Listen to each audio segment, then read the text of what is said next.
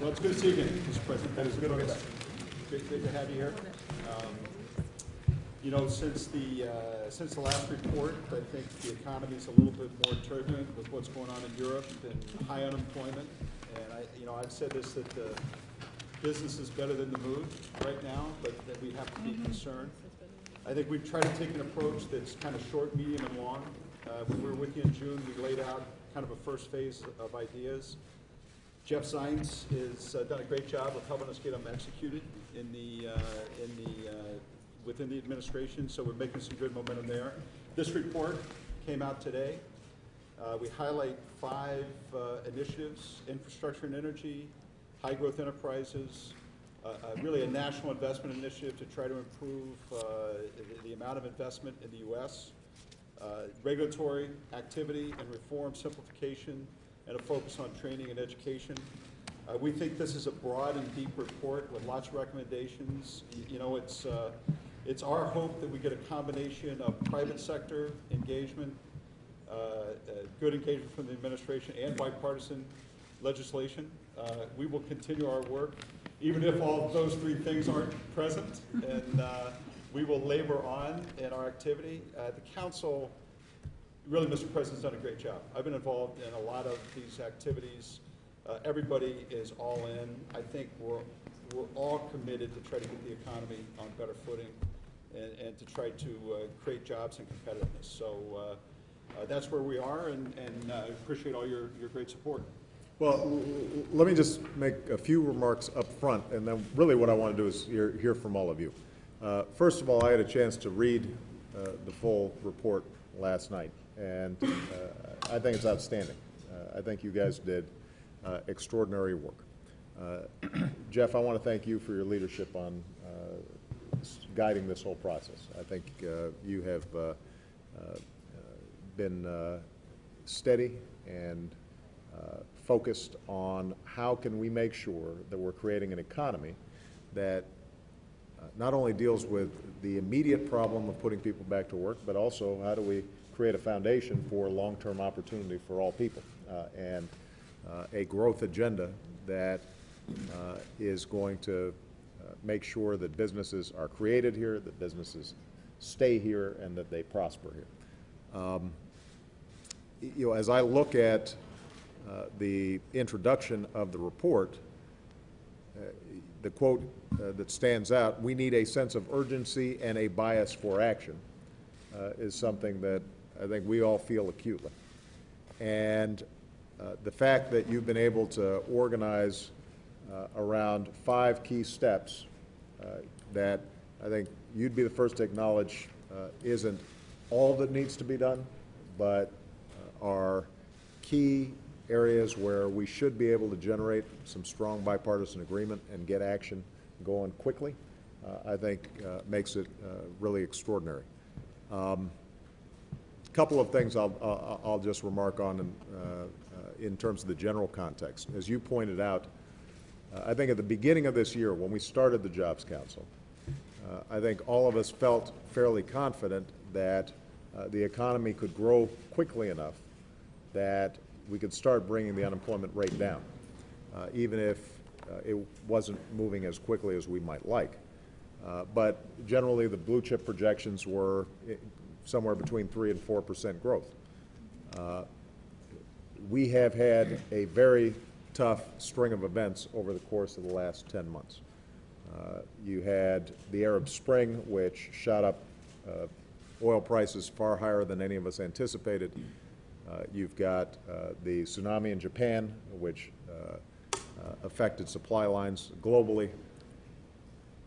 You had, most prominently, the situation in Europe, which has created great uncertainty for businesses across the board. And then, unfortunately, Washington got involved in a self-inflicted wound with the debt ceiling fiasco. And all those things, I think, led to both consumers and businesses taking a big step backwards and saying, we are just not sure where this thing is going. As a consequence, projections now in terms of growth are significantly lower than they were. And the situation in Europe in particular is one in which we're spending a lot of energy talking to our counterparts across the Atlantic, trying to make sure that they handle this in a way that stabilizes the economic situation in the coming months. So we've had a string of events that have darkened the outlook, and that makes the actions that are being recommended by the Jobs Council that much more important, because these are areas where we actually have control of the situation. We could do these things, and there's no doubt about the fact that it would have a significant market impact on job growth right now. Couple of comments, and then what I want to do is, I think, hear directly from, I think we've got some people who want to remark on each of the various categories. First of all, with respect to infrastructure, the council here is quoted as saying, if there is one thing that Washington should be able to agree on, rebuilding our infrastructure should be one. I mean, when you've got the AFL and the Chamber of Commerce agreeing on anything, that's a sign that it's a good idea. Yeah, I think you document as well as anybody has the incredible opportunities at a time when contractors are begging for work, which means they're willing to come in on time under budget. You've got millions of construction workers who've been laid off as a consequence of the housing bubble going bust, who are ready to get on the job. You've got interest rates never been lower, and you've got this crying need, and as you point out in the report, this is a twofer. This is one where we can not only get immediate job growth, but it also lays the foundation for long-term productivity and efficiencies that'll make a difference for every company represented around this table. So the American Jobs Act, the jobs plan that I put forward before Congress, obviously has a very significant infrastructure component. It incorporates a lot of the ideas that were contained in this bill, because in the Job Council report, because one of the things that you mentioned was not only do we need the infrastructure, we have to streamline the approval process so that we can actually get these projects moving more quickly than they have in the past. And so we've already identified, Gene, is it 11 or 14? 14. We've already identified 14 high priority projects in which the permitting process has been significantly expedited. And we're doing that through administrative action.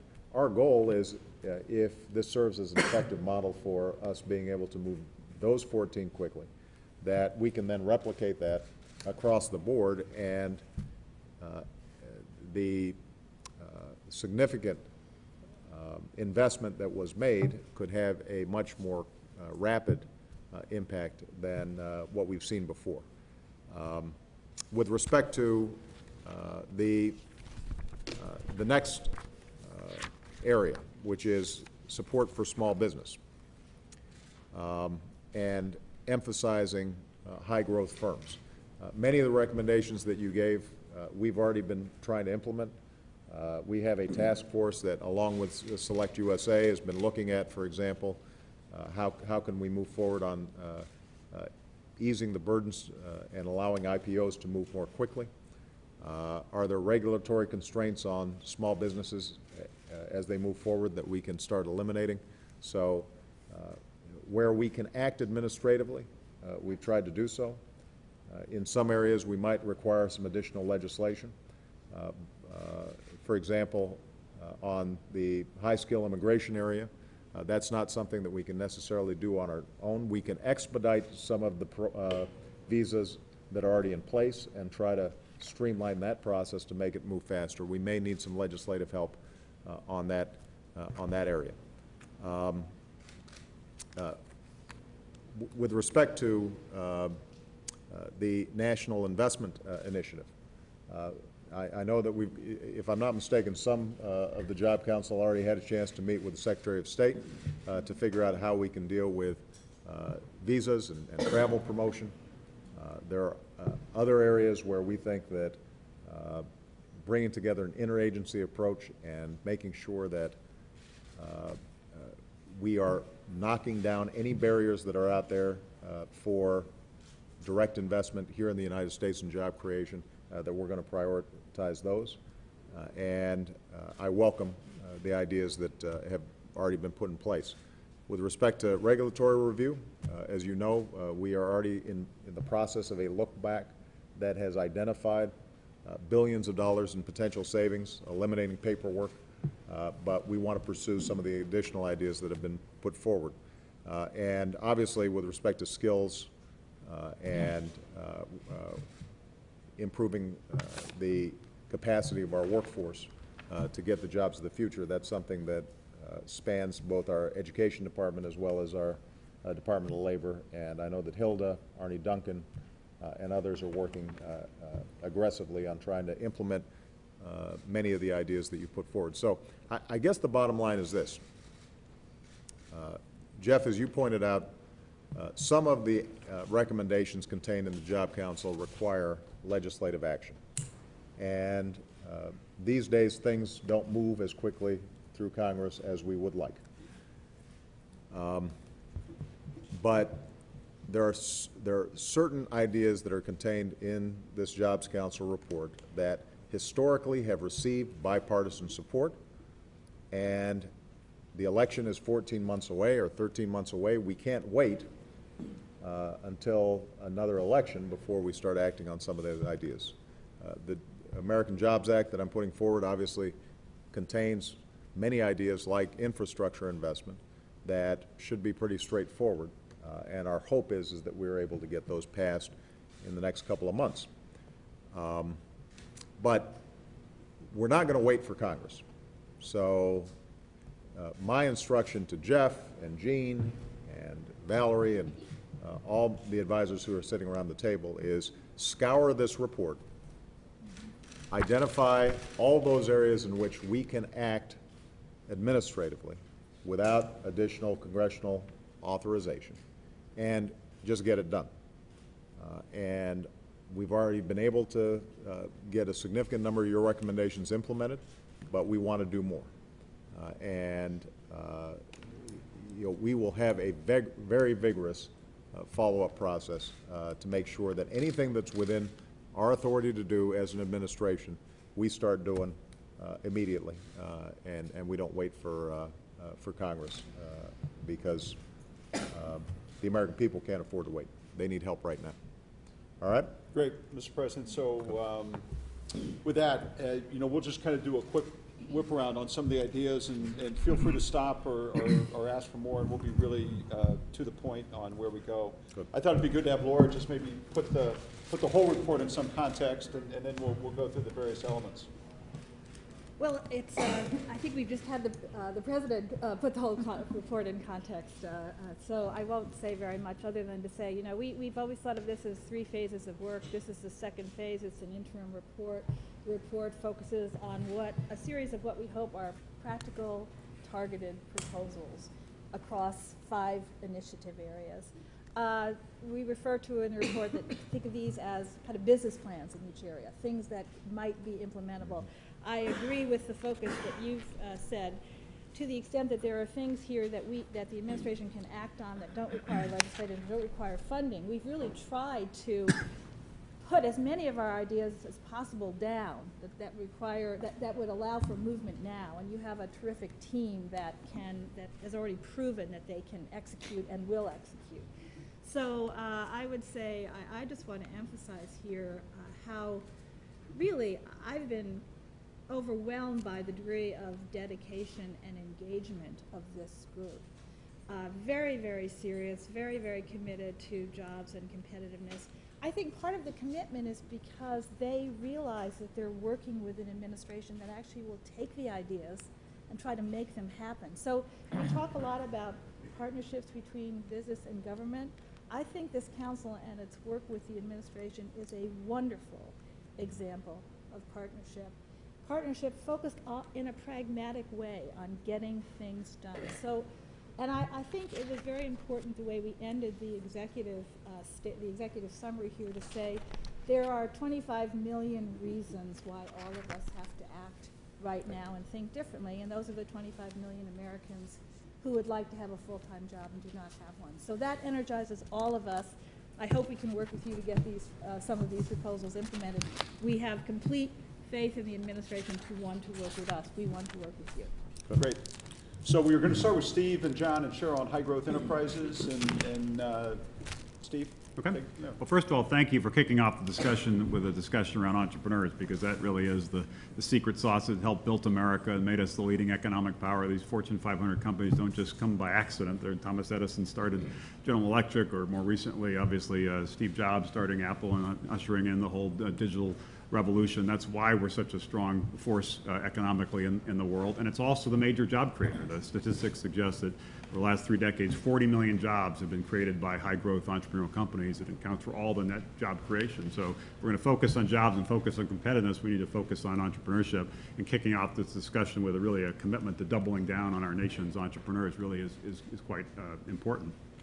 As you see in the report, there's no silver bullet here. We've identified, after months of work, we're talking to dozens of folks, really looking at all the proposals already out there. We didn't want to reinvent the wheel. We wanted to curate the best ideas out there and analyze them with the help of McKinsey and others. We put them in a framework, and there's some things that the administration can do, as you said, that we'll work with your team to make that happen. There's some things the private sector can do, and we've also identified specific things there. And there's also some things that really do require congressional support, and we'll be pushing for that.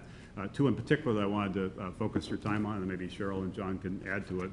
One does relate, as you mentioned, to high-skilled immigration, and we understand the complexities of immigration and the sensitivities about it, but given our nation's priority right now on jobs and the economy, unbundling the issue of high-skilled workers from this comprehensive immigration discussion we think is important. It was brought home again this morning. We had a meeting with entrepreneurs here in Pittsburgh. One entrepreneur started a company, is working on mobile apps for health, and in 6 months he's worried he's going to be kicked out of the country and have to kind of shut down his business.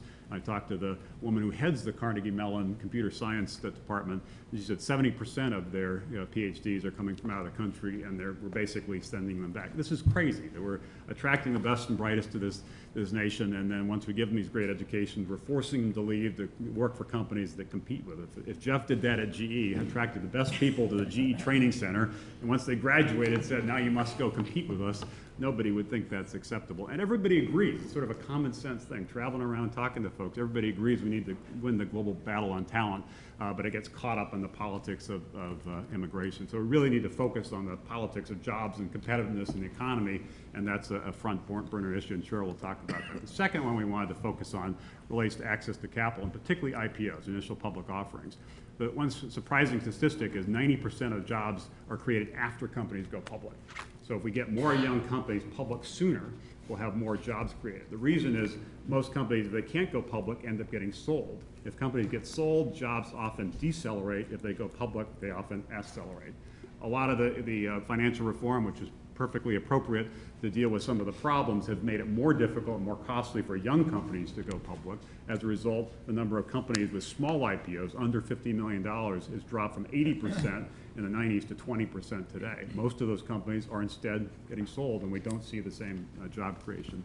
So looking at ways to have additional carve-outs around these young companies so they can go public sooner and we can get that job creation engine continuing to move is critical. But the key is there's no silver bullet. It's going to require a sustained effort over a decade of Congress doing its part, the administration doing its part, the private sector doing its part. But we're confident we can create millions of jobs. The initial analysis was very promising. We'll be working on fine-tuning that in the next couple of months. But if we really double down on our nation's entrepreneurs, we really can meaningfully move the needle in terms of jobs and competitiveness.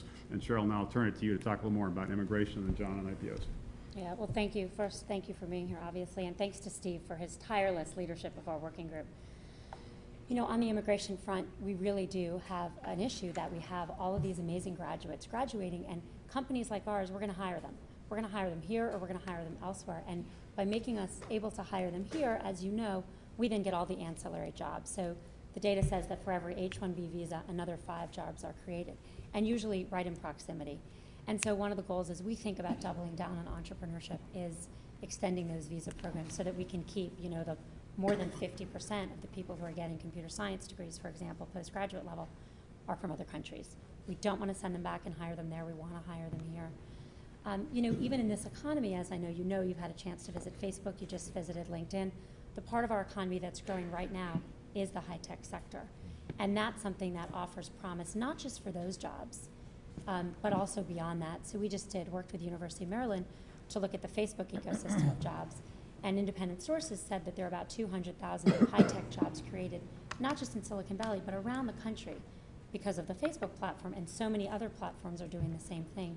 But even beyond that, we've now looked, and there are millions of small businesses that are using Facebook just to grow their own business. And these are not high-tech businesses. These are garden centers and bakeries and the average, you know, the kind of jobs that go throughout our economy.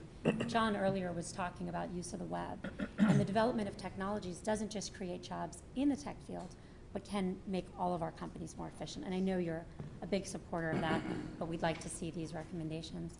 And then I'll just add a final word on what all of us care about, which is long-term education. You know, you've done more than I think anyone could have wanted you to do on education, and I think the business community has a real responsibility to stand with you.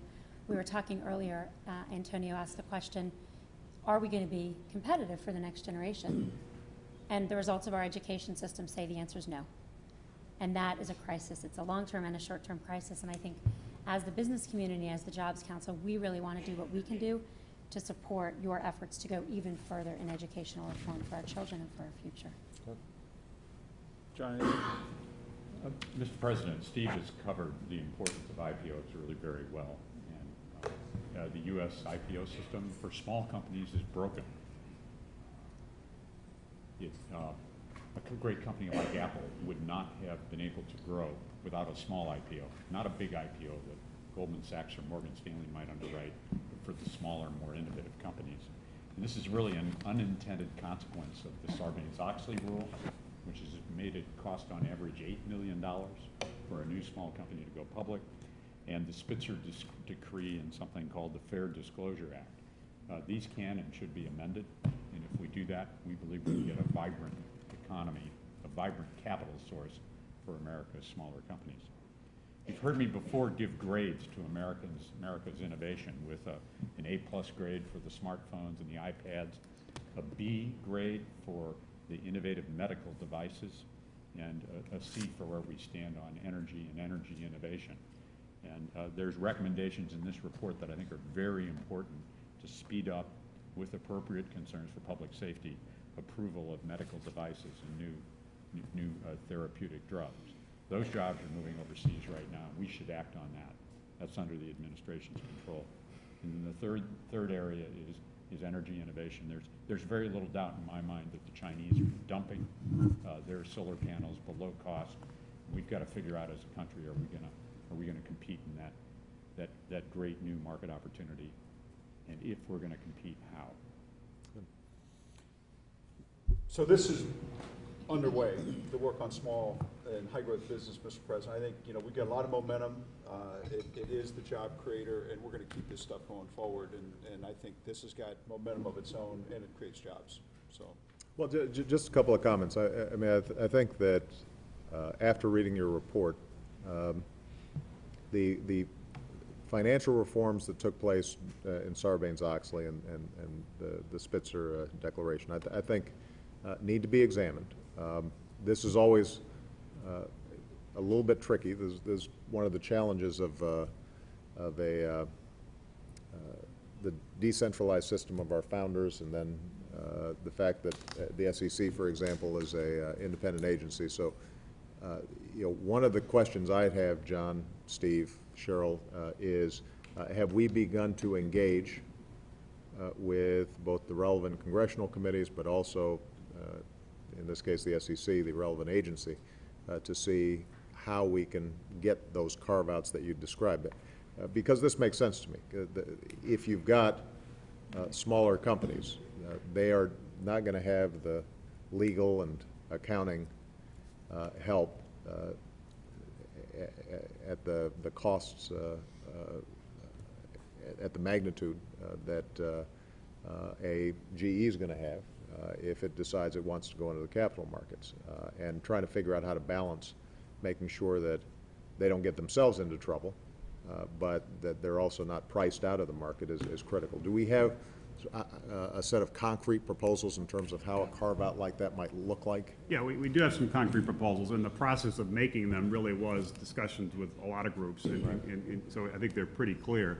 And I also want to emphasize on behalf of entrepreneurs, we didn't really want to publish a report and then put it on the shelf, and people are going to get mobilized to try to get these things to be put into action and keep the pressure on the administration. I think a lot of steps have been taken. A lot of people in this room have done great work, but we need some leaps, not just some steps. And the private sector does need to do more, and through Startup America Partnership, we're pushing folks to do more. But Congress needs to step in as well, and we are going to try to build bipartisan support. Based on the initial discussions we've had, and we've talked to a lot of people, this is an area that does have bipartisan support. Exactly what those policies are, there'll be some debates, but the need to win the global battle of talent, the need to improve access to capital, the need to reduce some of the regulations on that impact these high growth companies, there is broad support for that. So we just need to work in the coming months with your support and your leadership to make sure it really is a priority. Yeah, Gene, I would say having not only the NEC but also Treasury engage with you guys immediately and trying to get a sense of what tweaks to Sarbanes-Oxley, for example, might be required, starting to speak to the relevant committee chairman, seeing how this might be structured. The more granular and specific we can get, the more quickly we might be able to get something done on this. Good. I think on infrastructure, we're in violent agreement. Rich and Robert and Lou were teed up to talk, but maybe this is one where, whether I'm at the BRT or other meetings, I don't hear anybody disagreeing with the need to build infrastructure, not a person. So I don't know if any of my colleagues want to say anything, or if you want to ask any questions of the council on this one, but I don't, I think this is like, well, we say we got to find a way to move some product here. So that's kind of the question. And then I welcome anybody to tee in here, but we can take it however you want to go. I mean, I think the only comment I'd make right now is that the proposal we have in the American Jobs Act would pull forward $50 billion in infrastructure investment. This is an investment we're going to have to make anyway. So we can do it now or we can do it later. Now's the time to do it. I don't know how Congress will respond to the overall package, but our expectation is if they don't pass the whole package, we're going to break it up into constituent parts. And having the relevant businesses get behind an effort to move this infrastructure agenda forward is a priority. Now, the one thing I want to emphasize is that we took very seriously this notion that citing and delay is a problem. And again, we've already identified 14 high-profile, high-impact projects where we are streamlining our ability to get this thing done. I think last time we were here, Matt, you mentioned this specifically, and I think we've been trying to pursue it. My instructions to my agencies are, within the constraints of making sure that people are safe and we're not wasting taxpayer money on these projects, let's do them as quick as we can. But we're going to need a push, I think, from the business community in particular in order to get this across the finish line. And I would just make one last point. The Recovery Act had an infrastructure component. And at the time, a lot of folks said that, well, it's going to be very hard to spend out this money in an efficient, effective way. 80% of the Recovery Act funds targeted for surface transportation was spent out. The projection was we would have only spent out 55% at this point. We've spent out 80% of it. And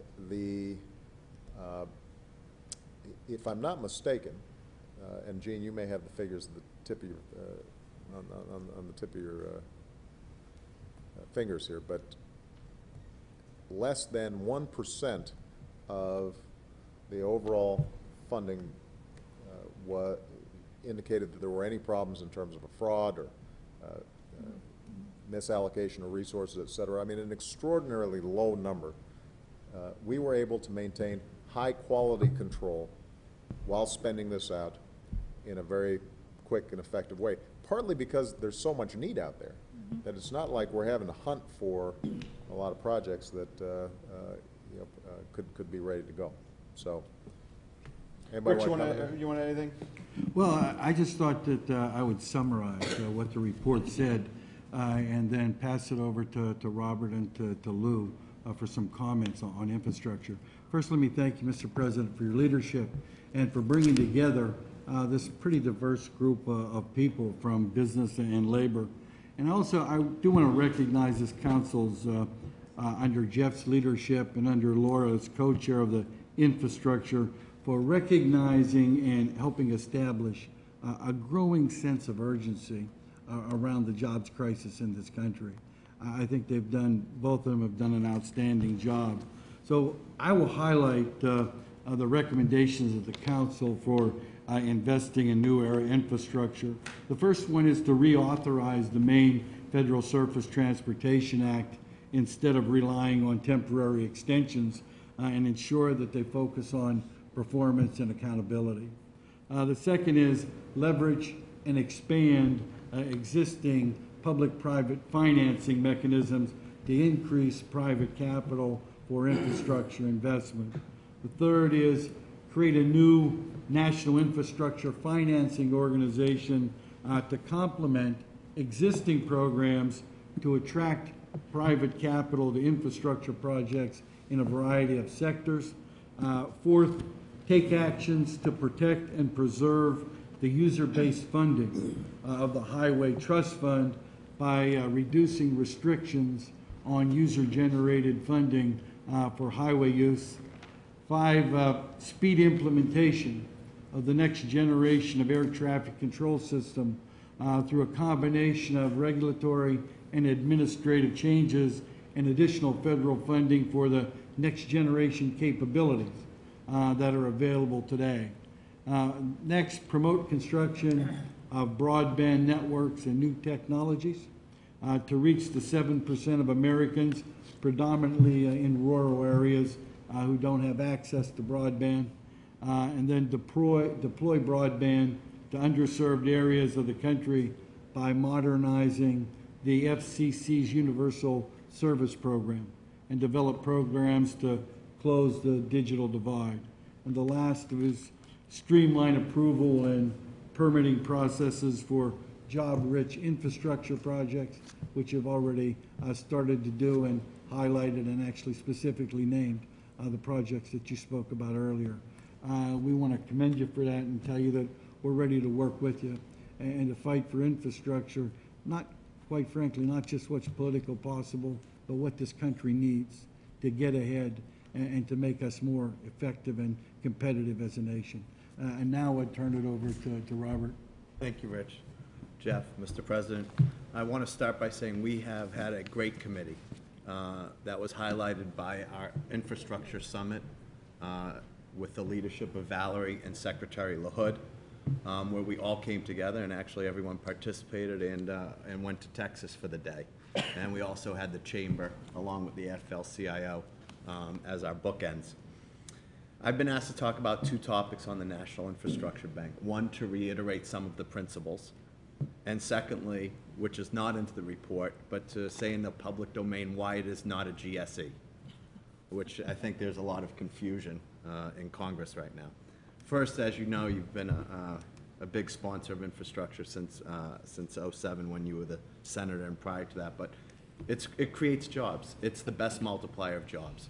It's a 1.6 multiplier, and that doesn't impact all the other things that tangentially come along with it, as well as it directly employs a lot of the people where right now they're looking for jobs, like in the construction.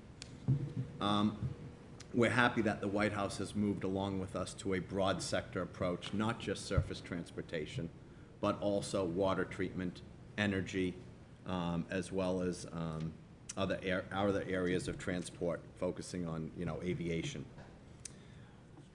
We're not removing anything that's currently done, so this will be in addition to TIFIA and whether what the FCC is doing or other things, but it will be regional and nationally significant. It will be merit-based, so all funding decisions are going to be rigorous cost-benefit analysis. And it will be self-sustaining. So only loans and loan guarantees, no grants, except for where it's very small amounts for feasibility studies. And lastly, it will be wholly owned, an independent agency funded by the Treasury. So now I'm happy to emphasize why it's not a GSE, because we have continually written about this, but for some reason it's not being read. One, it is a fully government-owned and would have no private sector shareholders. So the conflicts that can arise in balancing private sector shareholders' interests against a public mission does not exist. Two, its aim is to be self-sustaining only, not profit-oriented. Three, it avoids any misalignment and interests that the financial problems were occurred during the failure of Fannie and Freddie. And then most importantly, the biggest difference is the National Infrastructure Bank has no leverage. It will not borrow to support its programs and will have no debt. The loans will be deployed at the project level, placing most of the burden for project funding on the sources outside of the federal taxpayer. These loans are not obligations owned by the bank. They are obligations owed to the bank, which is a big difference than the past. And once again, there's no debt, there's no government guarantees. We know it's going to take some time to build an infrastructure bank or financing authority, that people like to use that term instead of a bank, which is fine. But there is no more urgent time than today. This has been on the docket for multiple years, and we're fully supportive of moving forward. That's in your Recovery Act to get this done. There's a lot of private financing, and the report goes over that, that's ready to be deployed. Robert, just to pick up on the structure of the infrastructure bank, and I'll try to illustrate my understanding of it. You have this financing authority. It says to a region that wants to build a new bridge, here's a loan. We understand that there's going to be a funding stream as a consequence of the loan we're providing. The regional authority is able to leverage additional private sector dollars. They've also identified an ongoing funding stream, whether it's a user fee or something. And as a consequence, what do you anticipate for every dollar that's lent by the federal authority, what kind of private sector money could you potentially So we looked at the AIFA, which is I think about $10 billion they set aside. Mm-hmm. And we believe it's scored that $10 billion would equate to about $100 billion in subordinated debt. The debt would be subordinated at the project level. So you're looking at 10 to 1? And then you get the private sector money to come in. We think 10 billion could equate to somewhere around 250 billion plus of projects. And we have developed our team, working in the subcommittee, all different ideas, whether it's an aviation idea or a water treatment idea that gets done. So for each sector we have different ideas models of how the financing would work, and working alongside with Gene's group at the NEC to see if we're on kind of the same schedule. Almost every other country in the world has something. Everybody like this. has So this. This is not a novel, approach. In fact, we're somewhat unique in not allowing as much private participation in the financing of infrastructure projects. Is that correct? Correct. I mean, Brian could add, it's working well, not through, through the FCC and through broadband. It's working well a lot on the private sector already. Yeah, absolutely. And that was one of the points in the report too, and it's a whole nother conversation which I won't go into on broadband, how we get adoption. But sticking with what you said, the leverage there is. Gene? Right now, Mr. President, one of the sticking points is it appears the Senate likes it, but currently in the House, they seem to like things done at the state level and the local level. But this is apples and oranges. We're talking about things regionally significant or nationally significant, which couldn't get municipal financing or even go cross-state. So there's a lot of confusion right now on what you're depicting versus the accuracies in the House. Gene, do you feel at this point that in terms of design, there is we're starting to get some consensus on how this thing would be designed. I know that Kerry and Hutch, Well, we, Kay Bailey Hutchinson. you know, this had is a that. place where we did, you know, you always say if you have a better idea, we'll take it. We put out the infrastructure bank in the State of the Union as being located in transportation and being about transportation projects. Based both on the Job Council recommendations and the fact that Senator Kerry and Kay Bailey Hutchinson had reached a bipartisan agreement, we actually went along with that because we actually liked it better, because it's independent, and we like the idea of reaching the energy, water, you know, programs are very, very important to a lot of people who support it. And every project can only be funded 50% through the government, so it, by definition, requires significant private sector participation. So, you know, we feel this is the right place. I think they have some bipartisan support in the Senate, and I think it is now getting movement on that, and then hopefully we can build bipartisan support in the House too, which we have not at this point seen. Okay. Good.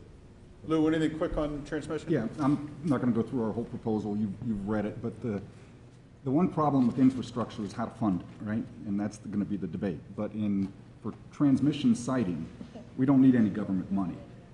There's the desire and means by the electric utility industry to invest, and the backlog of projects is enough that'll supply jobs, 50 to 70,000 jobs a year for 20 years, and that will facilitate another probably 100,000 to 200,000 jobs.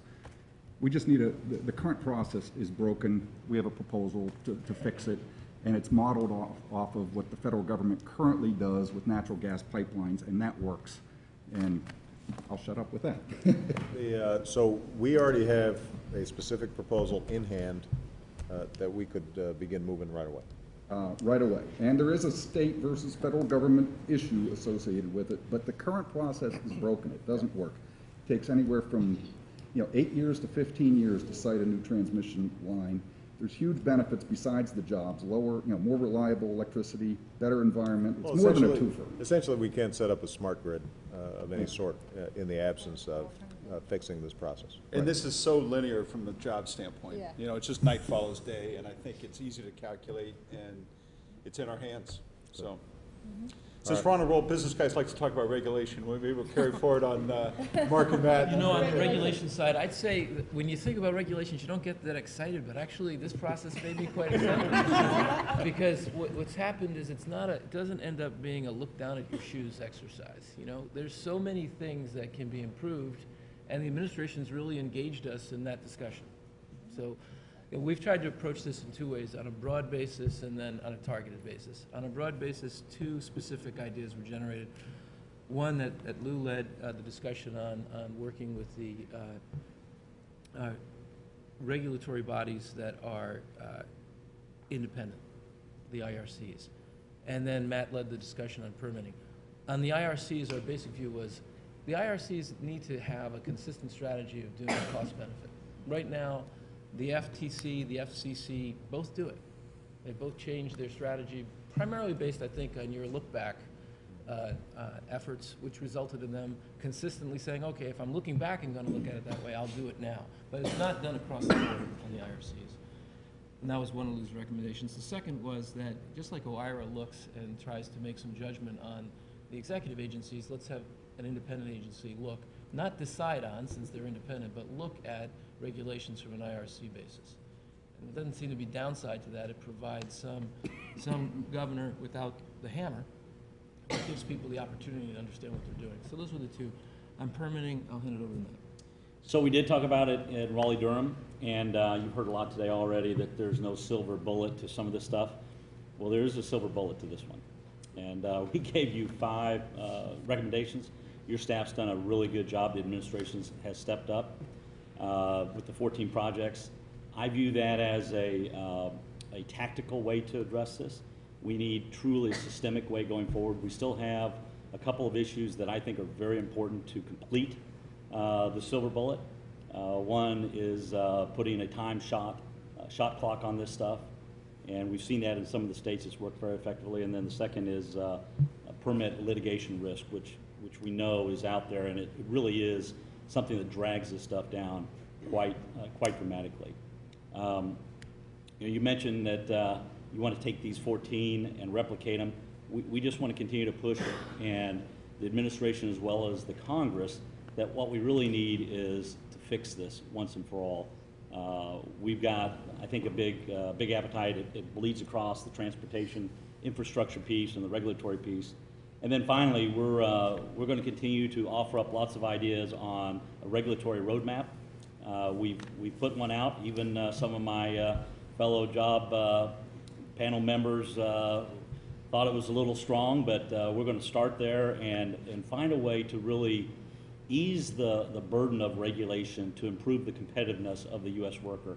I spent a couple hours on the plane yesterday looking at H.W. Bush's regulatory regime, President Clinton's regulatory regime, and it's disappointing because what we see, we're still dealing with the same issues over and over and over again. And I know that what you're going to be hearing a lot of us talking about competitiveness, and regulatory buildup, the burden of regulatory issues is a huge issue to our economy. You know, Mr. I'm sorry, go ahead. No, Mark, go ahead. You know, I just wanted to come back to two things on the targeted efforts we've made and talk about them. And before I do, just two comments on what Matt just said. We asked this administration to get us a dashboard, get the information and get us a dashboard built on permits. And that's happening. You know, they took that and ran with it. We asked for 10 projects, 10 nationally important projects. Should come back today with 14. The 14 projects are really a little petri dish on what we can do to see if we can make our regulation consistently, fundamentally change in terms of its speed while maintaining whatever protections we need to maintain. So I think that's why I look at this and say there's gold in these hills. You know, if you're really trying to make change, you've got to have an engaged administration, and right now we've got it. We've made 5 very targeted recommendations, and some of them are red, some yellow, some green, but we've made some real, in terms of improvement, we've made a recommendation specifically on patents that's really moved quickly. We've made a recommendation on the FDA, which we're hoping they'll come back to us with over the next 30 days. We've identified EB-5s and said, look, we got 10,000 visas, we're not using them. Actually, you identified it. We tried to figure out why. One of the reasons is it's a completely paper-based system. You want to get an application for an EB-5, you send a pack of paper to the government, and there's no email back and forth with the recipient. It goes back through the mail. So the administration has said, we'll change that. So there's a whole series of very targeted, specific efforts that are changing, and I think there's a lot more we can do. Good. Just a quick comment on this area. What we've seen, as I've been pushing our agencies and administration to take a hard look at this, is exactly what Mark just said, that in any area, there's a whole bunch of underbrush that can be cleared out and made much more efficient while still achieving the objectives of public health, welfare, environmental, and so forth. And where I think the low-hanging fruit will be is those regulations that are just there on the books because nobody's really thought through over the course of 10, 20, 30 years, is this still the smartest way for us to achieve our objective? And I think that you will get a very engaged and aggressive partner in this administration in identifying those areas where there's no dispute with respect to the goal, but you know, something's being done through paper as opposed to email, or you know, we haven't adapted to new technologies, or you know, the rule was written for an obsolete business model that doesn't really apply to today. On those areas, I think we're going to be able to move very rapidly. What's tougher, and I suspect, you know, Matt's going to, you know, when you refer to sort of the systemic stuff, is where there may be a genuine judgment call with respect to what are our objectives. So, you know, I can assure you that there are going to be certain industries where any costs imposed in order to prevent significant environmental degradation is viewed as a job killer. And we're going to have to make a decision as a society, well, how much pollution exactly are you willing to tolerate for those jobs? Because as I said in my speech before Congress, I don't think we're going to compete effectively internationally in terms of who's willing to have the dirtiest air, because we'll always lose that fight. I mean, there are going to be countries out there that don't have any environmental standards, right? And so if how we're gauging whether a particular regulation is smart or not, part of what we're trying to do is at least apply rigorous cost-benefit analysis. But there are going to be some cases where there is a genuine cost, and businesses will say, you know what, we wish we didn't have these costs. On the other hand, the benefits in terms of a lot fewer people in the emergency rooms or with asthma or what have you may be sufficiently significant that as a society we say, those are costs that we still have to bear. So I just wanted to distinguish between those two aspects of regulation. One, I think, which will be easier to move forward rapidly on. The other, which, where there's going to be just, some real judgment calls, and there's a legitimate values debate that we're going to have to be having. So. May I? Yeah, please. I think that business has institutionalized a lot of the regulatory costs, and they get on. You don't hear a lot of business saying, peel this back, peel that back. I do think, and Gene was talking about how the forecast for for GDP has come down. It's come down significantly, but what's scaring everybody is the time that's come down in. It's basically from July to the October reports that were just released has gone in half. And I think one of the things that this council has to do is to say everything from here forward has to have a jobs lens to it. And I think when you look at that on a country that I think could be in a job creation crisis for the next 1 to 5 years, I think you do look at regulation differently. And I don't do a lot of regulatory costs. I do a lot of capital benefit analysis in my job. And I can assure you that the cost of the capital is usually 100% right.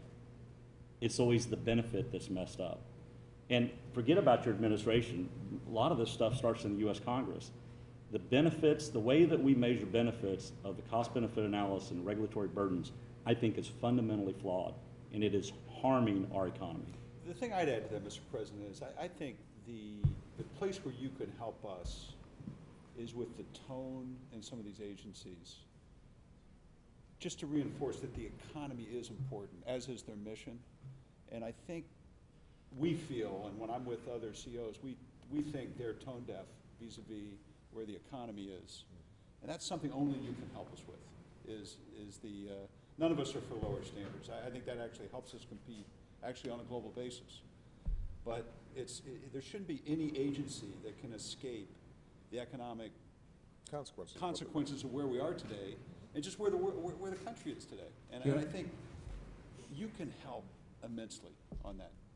And that's the only thing I would add to this. Jeff, I would just want to echo your point that I think the tone is so key. That was something we talked about before the president got here. And the one other point to add is between the two buckets, within the bucket that's the most problematic, there are a lot of regulations that aren't about life and death issues. They're just economic slowdown issues, and they have a purpose, and the purpose is noble. And there's always going to be a trade-off there too, but it may not be quite the same caliber of decision as sending kids to the hospital. And so I totally echo, the president worrying about we got to do what's right for the long term of the country in all respects. But there's a lot of business around this room that would say it's not all life and death stuff. At least with respect to the executive agencies, every agency understands that, because they've been in a lot of cabinet meetings with me, and I think that they'll all echo it, those who are here, that they have to be thinking about the economy and job creation as part of the lens through which they're evaluating the actions that they're taking.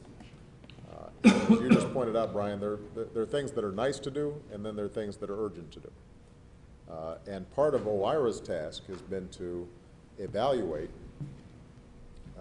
any new regulatory proposals under a very rigorous lens. I mean, the one thing that we've been able to, we can document that the hard benefits of regulations we proposed relative to the costs are greater than we've seen in any recent administration by a factor of 2 or 3. So the job is to evaluate this stuff very rigorously, make sure that we distinguish between what's urgent and what would just be nice if the economy was humming along at 5% growth. Keep jobs in mind. And as a consequence, I think we can make some significant progress on areas where, regardless of where you land across the political spectrum, you say to yourself, you know, this isn't a smart regulation. And if it's not smart, it shouldn't be done. Having said that, the only reason I raised this was because I don't want to paper over the fact that once we make all the regulations smarter, eliminate the dumb ones, and so forth, there's still going to be some tensions that exist around, well, you know, how much do we value this extra 10,000 jobs versus these extra 100,000 asthma cases? And those are Fair enough. tough decisions that have to be made and have to be discussed both in Congress as well as within the administration. Good. We only have a brief period of time. Antonio, just a quick update on the National Investment Initiative. Very good. Mr. President, a lot of people have worked on this report. We work with your staff. We work with the, with the Department of Commerce, think tanks, economists, all sorts of people. The issue that we're trying to deal with is the tremendous decline in foreign direct investment into the country.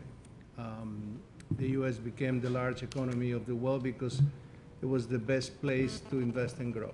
And if you go back to the 1990s, we used to attract up to 26% of the global FDI. Today, it's only 17%. That is obviously very concerning. It is more concerning if you dig into that 17%, because you'll find that only 2.5%, for instance, comes from the combination of Brazil, China, and India, which are very important economies for the future. Why does this matter? I have some data here that shows the importance of the subsidiaries of foreign companies in our country. Even though they're only less than 1% of the U.S. business, in the private sector they have 5% of the job, 11% of the capital investment, 14% of the R&D, 18% of the good exporters, and they pay 1/3 more than the average salary. So what's happened is that the country is becoming less attractive for those investments, and that is what we have to change. We have put a goal, an aggressive goal, of $1 trillion of FDI into the country for the next 4 to 5 years. We have a lot of activities. I'm not going to go through all of them, but I'm going to read you some of those. The way we think we can do that is first creating some innovation investment zones that will be in combination with great universities, which we have the best in the world. The idea is that there will be incentives for the for the companies that invest there, that get jobs, and they get R&D and IP created. Partnerships between the U.S. companies and the government, such that we can bring back into the country some of the elements of the supply chain that right now reside outside the United States.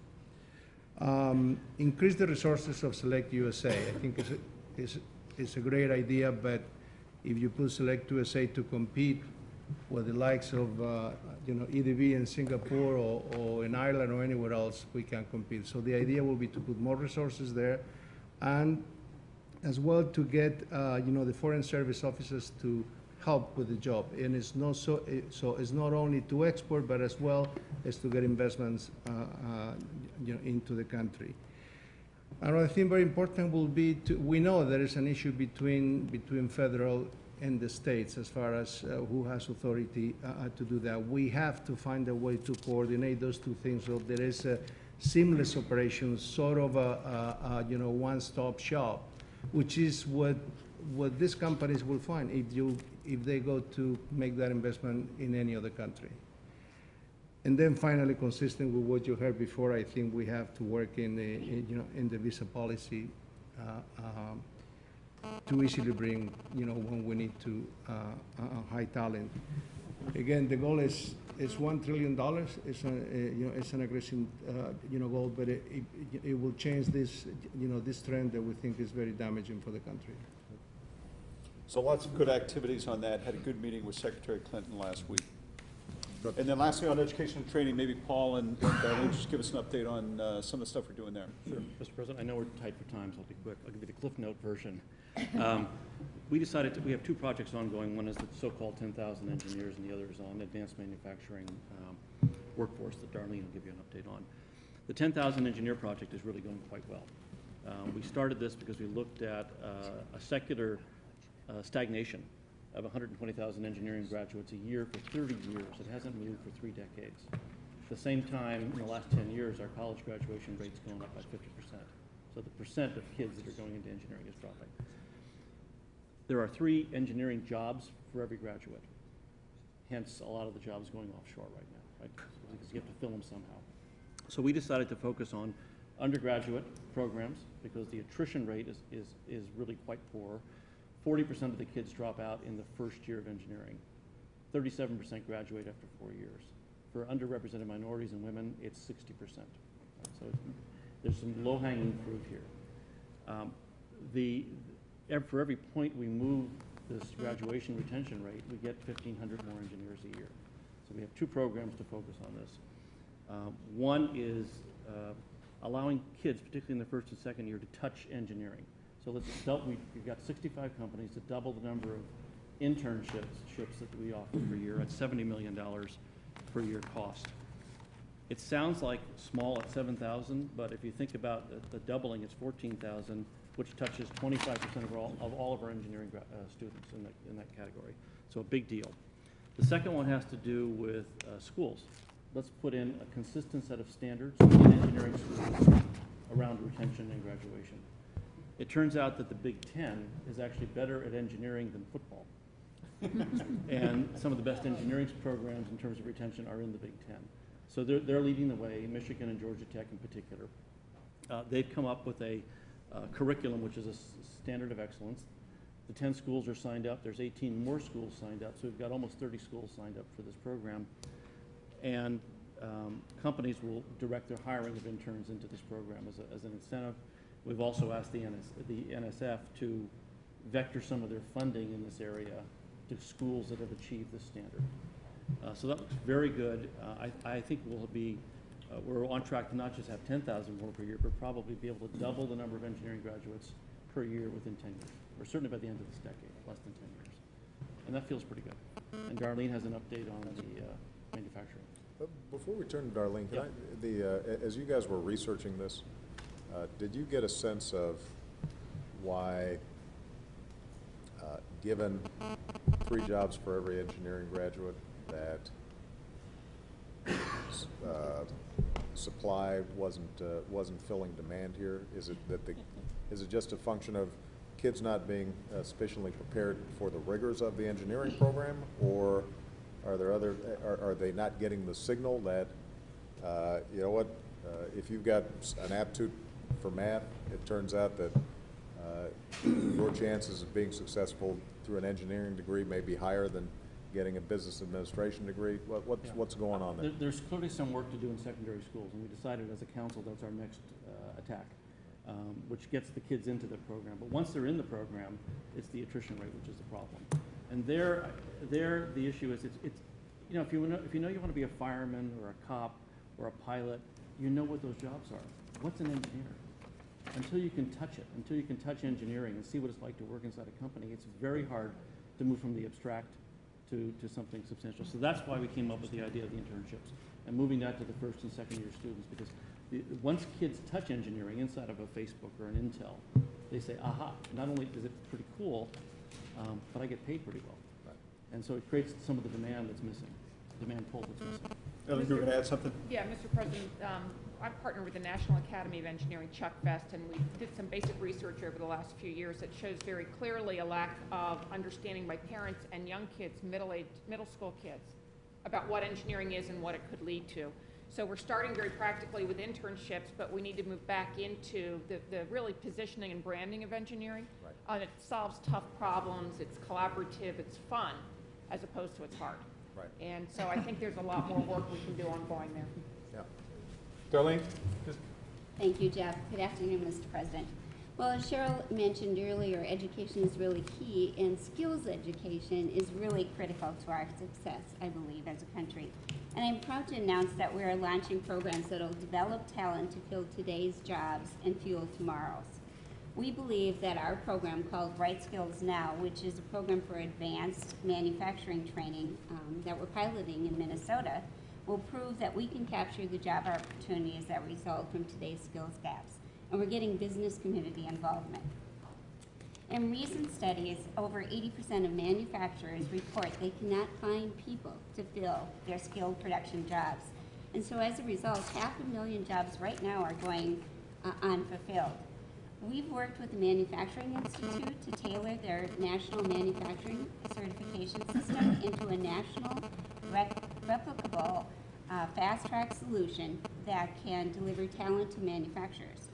So our initial accelerated program allows individuals to earn both national industry certifications and college credits in just 16 weeks, along with credits while interning at companies for an additional 8 weeks, preparing them for immediate employment in high-quality manufacturing jobs, and then giving them a solid base to advance in higher education and careers. So the Right Skills Now is going to start in January. We're doing a big kickoff in Minnesota, October 27th. It's going to be in 3 college campuses, Dunwoody College of Technology and South Central Community College. And then other partners included in this is ACT along with NIMS. And we feel that this Right Skills Now will provide an opportunity for qualified people to gain the skills that they need to contribute to the continued success of advanced manufacturing, make it here in the USA, along with increasing employment competitiveness in the USA. And at the same time, we're working with shareholders of New York State and California and some of the industry and community colleges to develop national models for accelerated training and placement of healthcare workers into available jobs within their states. The key to all these programs is that a degree will now translate to a more readily available job. These programs will be replicable throughout the country, and all businesses, small and large, colleges, technical institutes, governments, workforce agencies can all get involved to really help close this gap that we're experiencing today and will continue to experience if we don't act now. Thank you. Really good common sense stuff, that a lot of which can be private sector funded. Right. Right. So we were going to end by having Roger give an update on the economy. Poor Roger. See if you... Right. Well, Jeff was only to be part of the introduction. He asked me to be brief, he asked me to be factually accurate, he asked me to be chipper and upbeat. I'm going to pull all that off with front of your very eyes. So let me start with the economy. Obviously, as you well know, the economy is still working to get out of the recession. In hindsight, the recession was deeper than we had thought, for sure. And there are a lot of academics who say this type of recession is one in which recovery tends to be elongated. Having said all that, the markets, I think, are sending a number of signals. Some of them are somewhat contradictory. The fixed income market is simply telling us that the U.S. dollar and dollar-denominated assets continue to be where fixed income investors want to be. And consequently, we've seen interest rates, 10-year, 30-year rates, continuing to collapse or fall down. On the other hand, equity markets, I think, are reflecting much more volatility based on 2 or 3 things. One is the basic economy itself. We understand the backdrop. That is the kind of backdrop that leads to great uncertainty among equity investors. The second thing is, as you well know, economists have put odds on a double dip, sometimes up, sometimes down, 20, 30%, always too high. The equity markets are really quite intensely focused in on that question. And after a fairly weak first half, for a variety of reasons, the markets got very excited about the possibility of a double dip. And I think they got themselves overly excited about that. The good news is that with hindsight, it seems unlikely that we're confronting that challenge at this moment. Many economists expect that the third quarter numbers will come in with a growth rate of 2.5% or so. Clearly sluggish, clearly not enough to create the kinds of jobs that all of us want, but clearly better than a double dip. And so the double dip fears that the market had were very much like Mark Twain's demise, greatly exaggerated. I think the third thing that's going on in markets right now is a great focus in on a number of risks that the economy globally still confronts. We are entering what's called earnings seasons. Many folks around the table, plus others, will report their earnings starting yesterday, today. I think the markets are really intently interested in that to see what indications they might get about the future of corporate America and about the future of the economy. Secondly, as you well know, and you've mentioned it a few times, the uncertainty in Europe is weighing in on U.S. markets and markets globally. There's a great deal of headline risk, as we call it. So when the leaders of Germany and France announce a date certain on which there would be a plan, the markets rally. If there's any uncertainty, things will fall off. And I think the third thing that's happening in markets is very much similar to the conversations that we've had around this table, which is I think domestically markets are asking for an answer to three questions. One is there sufficient political will in the U.S., the administration and Congress, to deal with continuing to support the underlying economy that I think and many people think needs some kind of support. There's a concern that if we do nothing, the stimulus that exists in the U.S. economy right now will fall back in 2012 as a number of tax breaks and advantages expire. But I think the market is also asking two other things. One is there ability to develop a longer-term plan to deal with the deficit and debt issues, which we all understand to be unsustainable in the intermediate to long term, while we still want to make sure there's sufficient support for the economy in the short term. And then finally, I think many people are asking the fundamental question, similar to what's been asked around this table, which is can we develop in the U.S. an economy that's much more driven around savings, investment, export, as opposed to overly relying on borrowing and consumption and imports. And I think that is one of the tones that underlay the market as well. And finally, though I would say this is not a market dynamic, but I want to echo something that Cheryl and others have said. In order for us to really have a very strong, productive, dynamic economy that leads the 21st century and therefore gets reflected in equity valuations, fixed income valuations, et cetera, we really do need to focus in on education issues and really focus on thinking about our human capital. Because at the end of the day, what the market is telling us from day to day is in some sense, while very, very important, less relevant than our ability to generate wealth in the U.S. economy that then gets capitalized through our markets. So that's my very balanced, factual, upbeat, and prompt. He's a good guy there. Well, listen, I know we're running out of time. Jeff, I just want to, again, thank you for your leadership. I want to thank everybody who's participated. The quality of the product is outstanding. It's focused, it's specific. It's not the usual white paper stuff that gets put in a drawer, as somebody mentioned earlier. And we are acting on it. And to tie what you guys are doing with what Roger just said about the economy, there is no doubt that we still have some tough sledding before us. This was the worst crisis we've had in our lifetimes. I'm looking around the room. I don't see too many folks who were around or active, at least, back in the 30s. And it is true that historically, at least after financial crises, the recessions are deeper, longer, more prolonged. We still have some big challenges internationally.